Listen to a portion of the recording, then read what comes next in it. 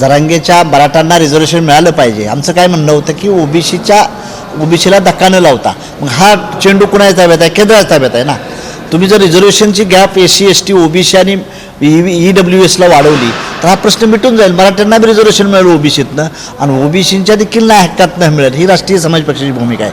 आणि सरकार काय करते? चालवण्याकरतं सर्वच समाजाला आरक्षण देतो म्हणतो आणि देत नाहीत. विशेष म्हणजे तर ही केंद्रानं आणि राज्याने जिम्मेदारी घेऊन त्यांच्या उपोषणाचा मार्ग काढला पाहिजे आणि बाकीच्या समाजावर बी अन्याय नाही झाला पाहिजे याची केंद्रानं जिम्मेदारी घेतली पाहिजे. जानकर साहेब, प्रश्न असा उपस्थित होतो की आत्ता प्रचंड उन्हाळा सुरू आहे आणि मनोज जरांगे पाटील उन्हात उपोषणाला बसलेले आहेत. त्यांची इथून मागची उपोषणं कुठेतरी सावलीला करायचे, पण त्यांनी सरकारला जाग येत नाही म्हणून एक वेगळा निर्धार घेतला आहे आणि जमिनीच्या मध्यभागी बाज टाकून ते उन्हात उपोषणाला बसले. नाही, ॲक्च्युली राज्य सरकारनं केंद्र सरकारनं त्याच्या आंदोलनाची दखल घेतली पाहिजे. त्यांनी सामान्य मराठ्यांच्या प्रश्नाबद्दल भूमिका घेतलेली अतिशय योग्य आहे आणि त्यांचं बरोबर आहे. पण सरकार जर टालढकल करत असेल तर ती योग्य नाही. त्यांच्यात मार्ग काढावा. दोन्हीही मराठा समाजाला न्याय द्यायची भूमिका करावी आणि ओबीसी देखील अन्याय होणार याची काळजी केंद्रानं राज्यानं घ्यावी हीच माझी त्यांना विनंती आहे.